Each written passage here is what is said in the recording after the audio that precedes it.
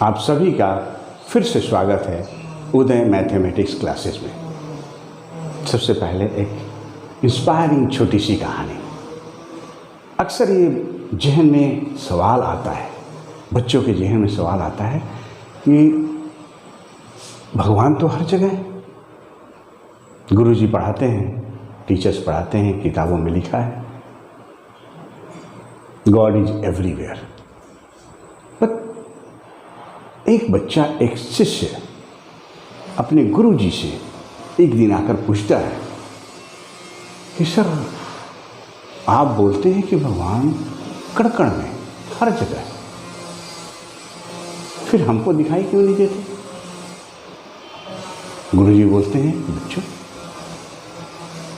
उसका नाम राज होता है। राज भगवान महसूस करने की चीज़ है, अदृश्य है, अदृश्य शक्ति है।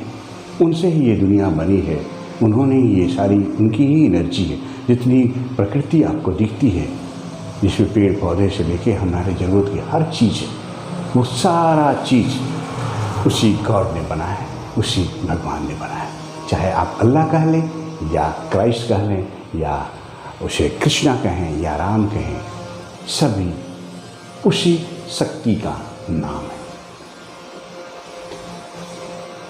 तो राज बोलता है कि बात तो ठीक है सर, लेकिन बात कुछ हजम नहीं होती।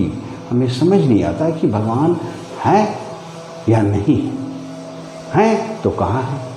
नहीं है तो जग जाहिर है। हमें तो यही लगता है कि कहीं है ही नहीं, कभी दिखते ही नहीं, कभी मिलते ही नहीं। एक एग्जाम्पल देते हैं राज। हवा सभी जगह है, लेकिन फिर भी दिखाई नहीं देता। उसके बगैर आप जिंदा नहीं रह सकते, लेकिन हवा दिखाई नहीं देता। दिखाई देता है क्या आपको? नहीं, हवा कभी दिखाई नहीं देता, लेकिन उसके बगैर जिंदा नहीं रह सकते। आज कोरोना महामारी के दौर में ऑक्सीजन का जो वैल्यू है, जो उसकी कीमत है, उसका एहसास आम आदमी को, जन को हो चुका है। तो गुरुजी बोलते हैं कि राज, इस पंखे के नीचे खड़ा हो जाओ। पंखा चला देते हैं, हवा लग रही है, वो तो है सर, हवा तो लग रही है, बहुत अच्छी लग रही है, बहुत ठंडी लग रही है। आज गर्मी के मौसम में बहुत सुखद एहसास दे रही है। लेकिन क्या दिखती है? तो नहीं दिखती, लेकिन लग रही है, महसूस होती है। तो वैसे ही राज, भगवान दिखते नहीं, लेकिन उनको महसूस किया जाता है। उन्हें महसूस करके ही जाना जा सकता है। फिर भी राज सेटिस्फाई नहीं होता है, बोलता है कि सर, बात कुछ नहीं बनी, मुझे कुछ और बताइए, कुछ और प्रयोग कीजिए, कुछ और एग्जाम्पल बताइए जिसके ज़रिए मुझे पता चल जाए और लगे कि वाकई भगवान है। बोलते ठीक है बाबू, अगर नहीं मानते हो तो मैं आपको एक प्रयोग करके दिखाता हूँ। जाइए, एक बड़ा सा टब लाइए, पानी भर करके। 2-3 स्टूडेंट जाते हैं, टब में पानी भर करके लाते हैं और फिर राज को बुलाते हैं गुरुजी, और टब के पास बैठने के लिए बोलते हैं और अपने स्टूल पर बैठ जाते हैं, कुर्सी पर बैठ जाते हैं और उसका गर्दन पकड़ करके, ये गर्दन पकड़ करके उसी टब के पानी में डुबो देते हैं। गुरुजी क्या करते हैं? राज का सर उसी टब के पानी में डुबो देते हैं। छटपटाने लगता है, बोलता है गुरुजी गुरुजी गुरुजी, क्या कर रहे हैं, क्या कर रहे हैं, क्या कर रहे हैं? छोड़िए छोड़िए छोड़िए।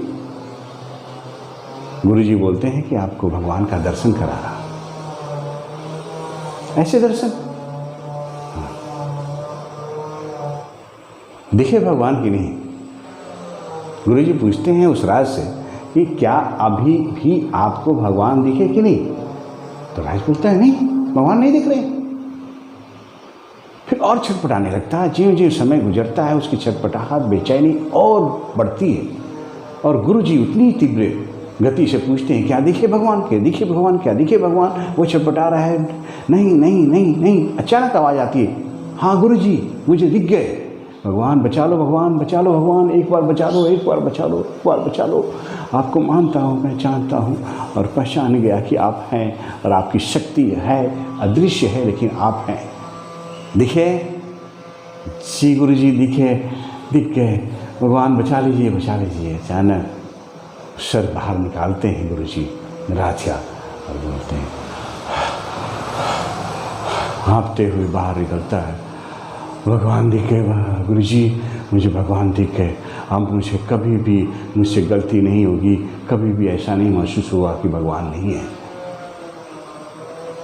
अब मैं हमेशा भगवान को मानूंगा और उनके बारे में लोगों को भी बताऊंगा। गुरुजी अति प्रसन्न हुए।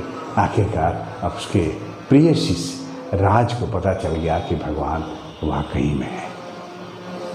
तो शिष्यों, छात्रों और बच्चों, इतनी छोटी सी कहानी से आपको क्या सीख मिलती है? आपको सीख मिलती है कि एहसास कीजिए, सारी चीज़ें आपको दिखती नहीं लेकिन होती है। उनकी मौजूदगी का एहसास आपको, अगर आपके गुरुजन आपके काव्यों, आपके शास्त्रों में वर्णित है तो उस चीज़ का एहसास कीजिए। जैसे ऑक्सीजन की बात है, दिखती नहीं हवा, दिखती नहीं, लेकिन हमारी ज़रूरत है, वो वाकई है और है जिसके चलते हम जिंदा हैं।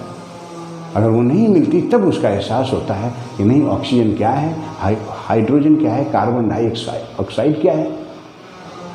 ऑक्सीजन हमें जीवित रहने के लिए सांस के रूप में लेनी पड़ती है।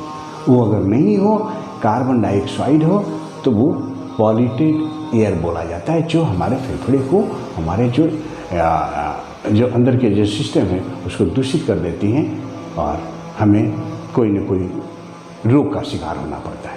इसलिए ऑक्सीजन बहुत जरूरी है। तो बहुत सारी चीज़ें दिखती नहीं लेकिन उसकी मौजूदगी का एहसास हमको करना ही पड़ता है, क्योंकि हमारे शास्त्रों, बड़े बुजुर्ग, गुरु सभी उसको मानते हैं, इसलिए हमें भी मानना चाहिए। आज कोरोना महामारी का दौर है। क्या आपने कोरोना को देखा है? बहुत लोग बोलते हैं ये भ्रम फैलाया जा रहा है कि कोरोना बीमारी है, कोरोना ऐसा है वैसा है, इसका कोई इलाज नहीं है, लेकिन नहीं, जिसके घरों में मातम पुछ रहा है, जिनके घरों में पूरा परिवार उजड़ गया है, सभी बच्चे बुजुर्ग सभी इकट्ठे मृत्यु के शिकार हो रहे हैं कोरोना की वजह से, उन घरों से पूछिए कि कोरोना कितना बड़ा महामारी है, कितनी बड़ी महामारी है और कितनी भयानक महामारी है। आप सुझावों को मानिए, मास्क पहन करने के लिए सैनिटाइजर का हमेशा इस्तेमाल कीजिए और सोशल डिस्टेंसिंग का पालन कीजिए। बच्चों, आज महामारी के दौर में, कोरोना महामारी के दौर में इन सारी बातों का ख्याल रखते हुए अपने भविष्य को, पढ़ाई छोड़िए मत, ऑनलाइन क्लासेज हैं, वीडियोज हैं, हमारे क्लासेज हैं, इन सारे का सहारा लेकर के आप अपनी स्टडी को कंटिन्यू रखिए। लेकिन साथ साथ आप परहेज कीजिए। बाहर कभी भी अगर जाएं, अगर ज़रूरत पड़े, वैसे तो जाएं ही नहीं, जाएं अगर ज़रूरत है तो जाएं, और लेकिन मास्क पहन कर जाएं, सैनिटाइजर लगाकर हाथों में जाएं और भीड़ वाली जगहों पर कतई न जाएं।